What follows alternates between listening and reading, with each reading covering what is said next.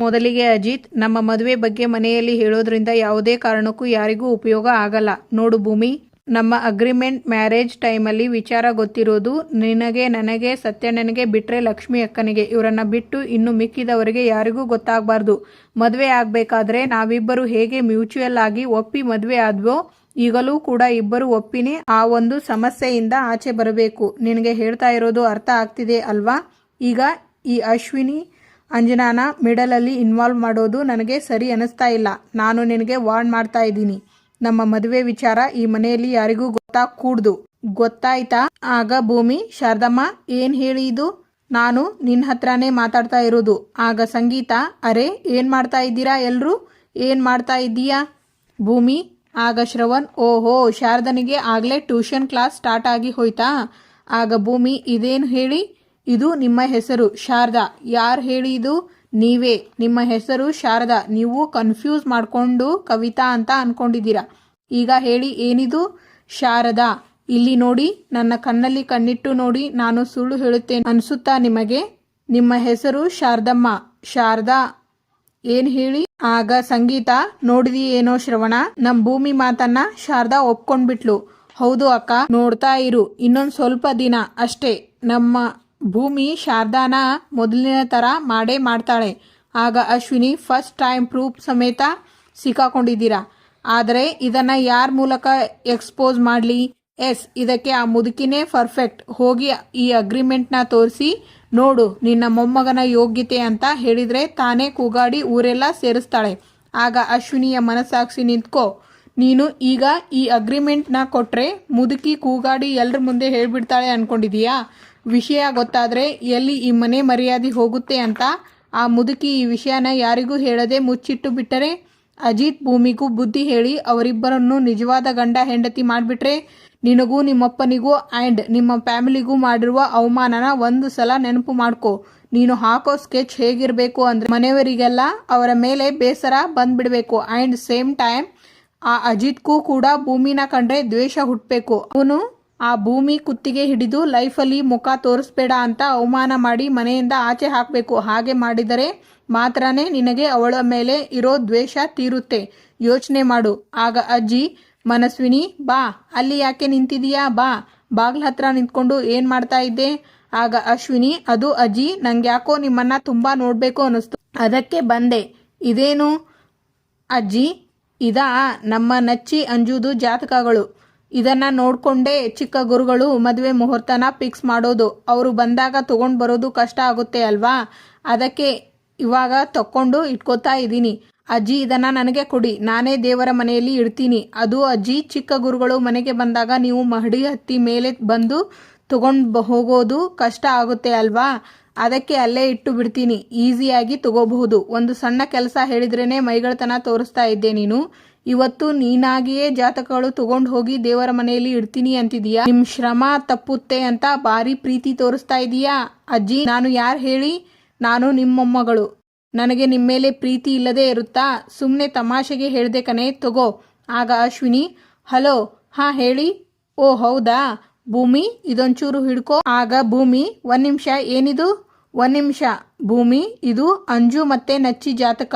ಚಿಕ್ಕ ಗುರುಗಳು ಬರೋವರೆಗೂ ಇದನ್ನ ದೇವರ ಮನೆಯಲ್ಲಿ ಇಡು ಅಂತ ಅಜ್ಜಿ ಕೊಟ್ರು. ಒಂದೇ ಒಂದು ನಿಮಿಷ ಕಾಲ್ ಮುಗಿಸ್ಬಿಟ್ಟು ಬರ್ತೀನಿ. ಆಗ ಭೂಮಿ, ನಚ್ಚಿ ಅಂಜು ಜಾತಕ ನನ್ನಿಂದ ನಿಂತು ಹೋದ ಮಂಜು ಮದುವೆ ಈಗ ನಡೀತಾ ಇದೆ. ಆದರೆ ಆ ಸಂತೋಷನ ನೋಡೋದಕ್ಕೆ ನಾನೇ ಇರಲ್ವಲ್ಲ. ಆಗ ಅಶ್ವಿನಿ, ಇಲ್ಲ ಕಣೆ, ಇನ್ಮುಂದೆ ಎಕ್ಸ್ಪೆಂಡ್ ಆಗೋದಕ್ಕೆ ಚಾನ್ಸೇ ಇಲ್ಲ. ಆಕಾಶನೇ ತಲೆ ಮೇಲೆ ಬಿದ್ರೂ ಸರಿ, ಅವಳಿಗೆ ಈ ಮನೆಯಲ್ಲಿ ಇವತ್ತು ಕೊನೆ ದಿನ. ಇವತ್ತು ಏನೇ ಆದ್ರೂ ಈ ಮನೆ ಬಿಟ್ಟು ಅವಳು ಆಚೆ ಹೋಗಲೇಬೇಕು. ಏನು ಕ್ಷಮೆನಾ? ಚಾನ್ಸೇ ಇಲ್ಲ. ಅವಳು ಒಂದು ದೊಡ್ಡ 420 ಕಣೆ. ಇಷ್ಟು ದಿನ ಏನೇನೋ ಡ್ರಾಮಾ ಮಾಡಿ ತಪ್ಪಿಸ್ಕೊತಾ ಇದ್ಲು, ಆದರೆ ಈಗ ಸರಿಯಾಗಿ ಲಾಕ್ ಆಗಿದ್ದಾಳೆ. ಹೌದು, ಪಕ್ಕಾ 100% ಆಗ್ತಾಳೆ. ಆಗ ಅಜಿತ್, ಅಶ್ವಿನಿ, ಯಾರ ಬಗ್ಗೆ ಮಾತಾಡ್ತಾ ಇದ್ದೆ? ಯಾಕೆ ನಿನಗೆ ಗೊತ್ತಿಲ್ವಾ? You please carry on. ಆಗ ಭೂಮಿ, ನಚ್ಚಿ ಅಂಜು, ನಿಮ್ಮಿಬ್ಬರ ಮನಸ್ಸು ಈಗಾಗಲೇ ಒಂದಾಗಿದೆ. ಅದೇ ಥರ ಈ ಜಾತಕಗಳು ಯಾವುದೇ ದೋಷ ಇಲ್ಲದೆ ಒಂದಾಗಿ ನಿಮ್ಮಿಬ್ಬರ ಮದುವೆ ಜೋರಾಗಿ ನಡಿಬೇಕು. ಆಗ ಅಶ್ವಿನಿ, ಭೂಮಿ, ಓ ಬಂದಿಯಾ, ತಗೋ. ಆಗ ಅಜಿತ್ ಅದನ್ನ ನೋಡಿ ಭೂಮಿ ಹೇಳಿದ ಮಾತನ್ನ ನೆನಪು ಮಾಡಿಕೊಳ್ಳುತ್ತಾರೆ. ಕೃಷ್ಣನ ಹಿಂದೆ ಇಟ್ಟಿರುವ ನಮ್ಮ ಇಬ್ಬರ ಅಗ್ರಿಮೆಂಟ್ ಪೇಪರ್ನ ಅವರಿಗೆ ಸಿಗೋ ಹಾಗೆ ಮಾಡ್ತೀನಿ. ಆಗ ಭೂಮಿ, ನೀನು ಕೇಳಿದ್ದು ನಾನು ರೆಡಿ ಮಾಡಿದ್ದೀನಿ. ಇಲ್ಲಿಗೆ ನನ್ನ ಜವಾಬ್ದಾರಿ ಮುಗೀತು. ಇನ್ನು ನೀನು ಏನು ಮಾಡಬೇಕು ಅಂದ್ಕೊಂಡಿದೆಯೋ ಅದನ್ನು ನೀನು ಮಾಡಬಹುದು. ತಗೋ. ಆಗ ಅಶ್ವಿನಿ, ಇನ್ಮೇಲೆ ಎಲ್ಲ ಒಳ್ಳೆಯದೇ ಆಗುತ್ತೆ ಭೂಮಿ, ಖಂಡಿತವಾಗ್ಲೂ ಆಗುತ್ತೆ. ಇದನ್ನ ತಗೊಂಡು ಹೋಗಿ ದೇವರ ಮನೆಯಲ್ಲಿ ಇಡು. ಎಲ್ಲ ಆ ದೇವರು ನೋಡ್ಕೋತಾನೆ. ಶ್ಯೂರ್ ಭೂಮಿ, ಹಾಗೆ ಮಾಡ್ತೀನಿ. ಆಗ ಅಜಿತ್, ಅವಳಿಗೆ ಕೊಟ್ಟಿದ್ದು ಏನು, ನಮ್ಮ ಮದುವೆ ಅಗ್ರಿಮೆಂಟ್ ಪೇಪರ್ಸ್ನ? ಇಲ್ಲ ಸಾಹೇಬ್ರೆ. ಮತ್ತೆ ಅಂಜು ಮತ್ತೆ ನಚ್ಚಿ ಜಾತಕನ? ಸಾಹೇಬ್ರೆ, ನೀವ್ಯಾಕೆ ಇಷ್ಟು ಗಾಬರಿ ಆಗಿ ಇದ್ದೀರಾ? ಮೈ ಮೇಲೆ ಚೇಳುಗಳನ್ನ ಬಿಟ್ಟು ಆರಾಮಾಗಿ ಇದ್ದೀರಾ ಅಂತ ಹೇಳಿದಂಗೆ ಆಯ್ತು ಇದು.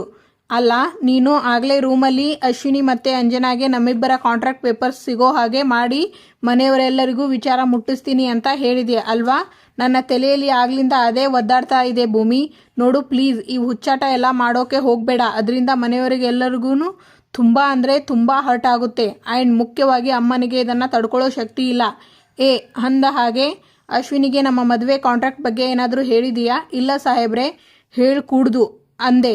ನೋಡು, ಮದುವೆ ಅನ್ನೋ ಹೆಸರಲ್ಲಿ ಮನೆಯವರೆಲ್ಲರನ್ನೂ ನಂಬಿಸಿ ಮೋಸ ಮಾಡ್ತಿದ್ದೀನಿ ಅಂತ ಗಿಲ್ಟ್ ಫೀಲ್ ನಿನಗೆ ಮಾತ್ರ ಅಲ್ಲ, ನನಗೂ ಇದೆ. ಹಂಗೆ ನೋಡೋಕೆ ಹೋದರೆ ನಾನು ಈ ಮನೆ ಮಗ. ನಿನಗಿಂತ ಹೆಚ್ಚಾಗಿ ನನಗೆ ಗಿಲ್ಟ್ ಜಾಸ್ತಿ ಇದೆ. ನೋಡು, ನಾವು ಏನೇ ಮಾಡಬೇಕು ಅಂತ ಹೇಳಿದ್ರು, ಯಾರಿಗೆ ವಿಚಾರ ಮುಟ್ಟಿಸ್ಬೇಕು ಅಂತ ಹೇಳಿದ್ರು, ಅದಕ್ಕೆ ಒಂದು ಸರಿಯಾದ ಟೈಮ್ ಬೇಕು. ಒಂದು ಸರಿಯಾದ ವೇದಿಕೆನ ಸೆಟ್ ಮಾಡಿ ಅದಾದಮೇಲೆ ಮುಂದುವರಿಯೋಣ. ಆ್ಯಂಡ್ ಇದನ್ನು ಮೀರಿ ನೀನೇನಾದರೂ ನಡ್ಕೊಂತು ಅಂತ ಹೇಳಿದರೆ ನಾನು ಜನ್ಮದಲ್ಲೇ ನಿನ್ನನ್ನು ಯಾವತ್ತೂ ಕ್ಷಮಿಸೋಲ್ಲ. ಆಗ ಭೂಮಿ, ಮದುವೆಯಾಗಿ 1 ವರ್ಷ ಆದರೂ ನಿಮ್ಮ ಪ್ರೀತಿ ನನಗೆ ಸಿಗಲಿಲ್ಲ, ಈಗ ಕ್ಷಮೆನೂ ಸಿಗಲ್ಲ. ಎಂಥ ಪಾಪಿ ಬದುಕು ನಂದು. ಛೇ. ಅಲ್ಲಿಂದ ಅಶ್ವಿನಿ ಹತ್ತಿರ ಬರ್ತಾರೆ. ಏನು ಮಾಡ್ತಾ ಇದೀಯಾ? ಯಾಕೆ ಇಷ್ಟು ಗಾಬರಿ ಆಗಿದೆಯಾ? ಅದು ಭೂಮಿ, ನೀನು ಸಡನ್ ಆಗಿ ಬಂದಿಯಲ್ಲ, ನನಗೆ ಗಾಬರಿಯಾಗಿ ಹೋಯ್ತು ಅಷ್ಟೇನಾ? ನೀನು ಗಾಬರಿಯಾಗಿದ್ದನ್ನು ನೋಡಿ ನನಗೆ ಗಾಬರಿಯಾಗಿ ಹೋಯ್ತು. ಸರಿ ಬಿಡು, ಹೇಗಿದ್ದರೂ ಇಲ್ಲಿವರೆಗೂ ಬಂದಿದ್ದೀನಿ. ಆ ದೇವರ ಹತ್ರ ನಮ್ಮ ಅಂಜು ಮತ್ತು ನಚ್ಚಿಗೆ ಒಳ್ಳೆಯದಾಗಲಿ ಅಂತ ಬೇಡ್ಕೊಂಡು ಹೋಗೋಣ. ಅಮ್ಮ, ಪದೇ ಪದೇ ಅದೇ ಕೋರಿಕೆನ ಕೇಳ್ತಾ ಇದ್ದೀನಿ ಅಂತ ಬೇಜಾರು ಮಾಡ್ಕೋಬೇಡ. ನನ್ನಿಂದ ನಿಂತ ಅಂಜು ಮದುವೆ ಏನೇನೋ ಏಳು ಬೀಳುಗಳ ನಡುವೆ 2ನೇ ಸಲ ಮುಂದಕ್ಕೆ ಹೋಗಿ ನಿಂತು ಹೋಗೋದು ಬೇಡ. ದಯವಿಟ್ಟು ಇನ್ಯಾವುದೇ ವಿಘ್ನಗಳು ಇಲ್ಲದೆ ಅಂಜು ಮತ್ತೆ ನಚ್ಚಿ ಮದುವೆನ ನಡೆಯೋ ಹಾಗೆ ನೀನೇ ಮಾಡಮ್ಮ. ಮತ್ತೆ ಏನು ಮಾಡ್ತಾ ಇದೀಯಾ? ಏನೂ ಇಲ್ಲ ಭೂಮಿ, ಅದು ಜಾತಕನ ಮುಟ್ಟಿ ಅಂಜು ಮತ್ತು ನಚ್ಚಿ ಮದುವೆ ತುಂಬ ಚೆನ್ನಾಗಿ ಆಗಲಿ ಅಂತ ಬೇಡ್ಕೊತಾ ಇದ್ದೆ. ನಾನು ಕೂಡ ಅದನ್ನೇ ಬೇಡ್ಕೊತಾ ಇದ್ದೆ. ಓ ಹೌದಾ, ಸರಿ ಭೂಮಿ. ಆಗ ಸತ್ಯಣ್ಣ, ಅಂದರೆ ಭೂಮಿಗೆ ಮನಸ್ಸಾಕ್ಷಿ ಚುಚ್ಚಿ ಬಿಡ್ತು ಅಂತಾನಾ? ಹಾಂ, ಚುಚ್ಚಿ ಬಿಡ್ತಂತೆ. ಅವಳೊಬ್ಬಳಿಗೆ ಮನೆ ಮಗ, ನನಗೆ ಚುಚ್ಚಲ್ವಾ? ಅವಳಿಗೆ ಮಾತ್ರ ಚುಚ್ಚುವುದಾ? ಪ್ರಾಕ್ಟಿಕಲ್ ಆಗಿ ಯೋಚನೆ ಮಾಡು ಅಂದರೆ. ಅಲ್ಲ ಸತ್ಯನಾ, ನಮ್ಮದು ಅಗ್ರಿಮೆಂಟ್ ಮ್ಯಾರೇಜು ಅಂತ ಏನಾದರೂ ಅಮ್ಮನಿಗೆ ಗೊತ್ತಾಯಿತು ಅಂತ ಹೇಳಿದರೆ ಹೇಗಿರುತ್ತೆ ಹೇಳಿ? ಸಿಚುವೇಶನ್ ಮಾತೆತ್ತಿತು ಅಂತ ಹೇಳಿದರೆ ನೀನು ಭೂಮಿ 100 ಕಾಲ ಜೊತೆಯಲ್ಲಿ ಇರಬೇಕು, ನಿಮಗೆ ಯಾರದೇ ದೃಷ್ಟಿ ಬೀಳಬಾರ್ದು ಅಂತ ದೃಷ್ಟಿ ತೆಗಿತಾ ಇರ್ತಾರೆ. ಅಂಥದ್ರಲ್ಲಿ ನಮ್ಮಿಬ್ಬರದು ಕಾಂಟ್ರಾಕ್ಟ್ ಮದುವೆ, ನಾವು ನಿಜವಾಗ್ಲೂ ಮದುವೆ ಆಗಿಯೇ ಇಲ್ಲ ಅನ್ನೋ ನಿಜ ಗೊತ್ತಾಯಿತು ಅಂತ ಹೇಳಿದರೆ ಅಮ್ಮನ ಮೈಂಡ್ ಸೆಟ್ ಹೇಗಿರುತ್ತೆ ಹೇಳಿ? ಅವರಿಗೆ ಹೆಲ್ತ್ ಹೆಚ್ಚು ಕಮ್ಮಿ ಆದರೆ ಏನು ಮಾಡಬೇಕು? ಅಲ್ಲ ಅಪ್ಪ, ನೀನು ಯಾಕೆ ಹೀಗೆ ನೆಗೆಟಿವ್ ಆಗಿ ಯೋಚನೆ ಮಾಡ್ತೀಯಾ? ನೆಗೆಟಿವ್ ಆಗಿ ಯೋಚನೆ ಮಾಡ್ತಿಲ್ಲ. ಅವರ ಮೈಂಡ್ ಸೆಟ್ ನನಗೆ ಚೆನ್ನಾಗಿ ಗೊತ್ತಿರೋದ್ರಿಂದ ಹೀಗೆ ಆಗುತ್ತೆ ಎಕ್ಸ್ಪೆಕ್ಟ್ ಮಾಡ್ತಾ ಇದ್ದೀನಿ. ಸರಿ ಬಿಡು, ವಿಷಯನ ಅಲ್ಲಿಗೆ ಯಾಕೆ ತೊಗೊಂಡು ಹೋಗ್ತೀಯಾ? ಇಲ್ಲಿಗೆ ಇತಿಶ್ರೀ ಹಾಡ್ಬಿಡು. ಹೇಗೆ? ಅಯ್ಯೋ, ಇದೊಳ್ಳೆ ಕಥೆ ಆಯ್ತಲ್ಲ ಮಾರಾಯ. ರಾತ್ರಿ ಇಡೀ ರಾಮಾಯಣ ಕಥೆ ಕೇಳಿ ಬೆಳಗ್ಗೆ ಎದ್ದು ರಾಮ ಸೀತೆಗೂ ಏನು ಸಂಬಂಧ ಅನ್ನೋ ರೀತಿ ಆಯಿತು ನಿನ್ನ ಮಾತು.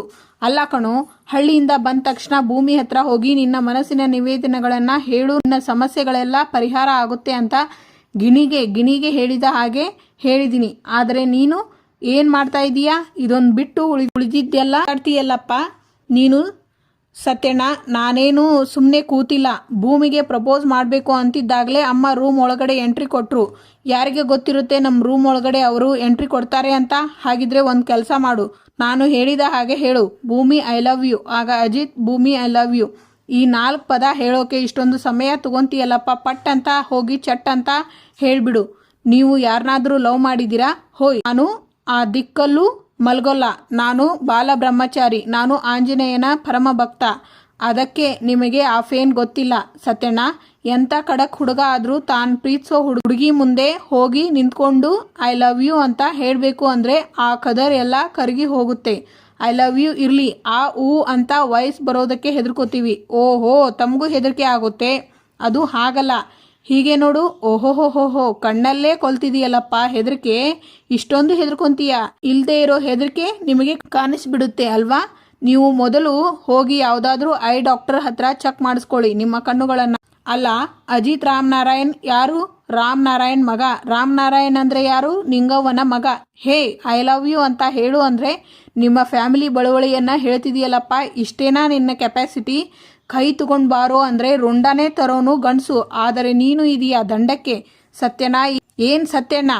ಹೇ, ಒಂದು ಹುಡುಗಿಗೆ ಐ ಲವ್ ಯು ಹೇಳೋ ಮೀಟರು ಇಲ್ಲ. ನೀವೆಲ್ಲ ಪೊಲೀಸ್ ಅಧಿಕಾರಿಗಳು. ಛೇ ಸತ್ಯನಾ, ಬೇಡ. ಏನು ಬೇಡ? ದಮ್ಮಿದ್ರೆ ಹೇಳಯ್ಯ, ಇಲ್ಲ ಅಂದರೆ ಮೀಸೆ ಬೋಳಿಸ್ಕೊಂಡು ದೇಶಾಂತರ ಹೊರಟು ಬಿಡು. ಛೇ, ನಿನ್ನಂಥ ಸ್ನೇಹಿತ ಇರೋದು ಒಂದೇ, ಇಲ್ಲದೆ ಇರೋದು ಒಂದೇ. ಛೇ ಸತ್ಯಣ್ಣ, ಟಚ್ ಮಾಡದೇ ಇರೋ ಟಾಪಿಕ್ಕಿಗೆ ಟಚ್ ಮಾಡಿಬಿಟ್ರಿ ಸತ್ಯಣ್ಣ. ಇನ್ಸಲ್ಟ್ ಮಾಡಿಬಿಟ್ರಿ ಅಲ್ವಾ? ನನ್ನ ಜೀವನದಲ್ಲೇ ನನ್ನ ಈ ಥರ ಇನ್ಸಲ್ಟ್ ಯಾವನೂ ಮಾಡಿರಲಿಲ್ಲ. ಇವಾಗಲೇ ಹೋಗಿ ಭೂಮಿಗೆ ಐ ಲವ್ ಯು ಹೇಳಿ ಅವಳ ಕೈಯಲ್ಲಿ ಐ ಲವ್ ಯು ಟು ಅಂತ ಹೇಳಿಸ್ಕೊಂಡು ನಮಗೆ ಹುಟ್ಟೋ ಮಗು ನಾಮಕರಣ ಫಂಕ್ಷನ್ಗೆ ನಿಮ್ಮನ್ನು ಕರಲಿಲ್ಲ. ನನ್ನ ಹೆಸರು ಅಜಿತ್ ರಾಮನಾರಾಯಣ್ ಅಲ್ಲ ಅನ್ನೋರು ತುಂಬ ಒಳಗಡೆ ಧಗಧಗ ಅಂತ ಊರ್ಕೊಂಡು ಬಿಟ್ಟಿದ್ದಾರೆ. ಖಂಡಿತ ನಾವು ಮಾಡಿರೋ ಯೋಜನೆ ಸಫಲಕಾರಿ ಆಗುತ್ತೆ. ಊರ್ಕೊಂಡು ಹೇಳಪ್ಪ ಐ ಲವ್ ಯು ಅಂತ. ಈ ಬ್ರಹ್ಮಚಾರಿಗೂ ಆನಂದ ಆಗುತ್ತೆ. ಆಗ ಅಜಿತ್, ಭೂಮಿ ಹೇಳಿ ಸಾಹೇಬ್ರೆ.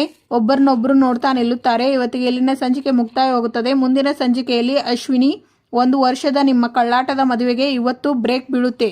ಅಜಿತ್ ಆ್ಯಂಡ್ ಭೂಮಿ, ಇವತ್ತು ನಾನೇ ನನ್ನ ಕೈಯಾರೆ ಎಳ್ಳು ನೀರು ಬಿಡ್ತೀನಿ. ಆಗ ಸಂಗೀತ, ಮನಸ್ವಿನಿ, ಏನಂದೆ ನೀನು? ನನ್ನ ಮಗ ಸೊಸೆ ಜೀವನಕ್ಕೆ ನೀನೇ ನಿನ್ನ ಕೈಯಾರೆ ಎಳ್ಳು ನೀರು ಬಿಡ್ತೀಯಾ ನಿನ್ನ ಅಂತ ಹೊಡಿಲಿಕ್ಕೆ ಹೋಗ್ತಾರೆ. ಆಗ ಅಶ್ವಿನಿ ಕೈ ಹಿಡಿತಾರೆ. Thank you for watching.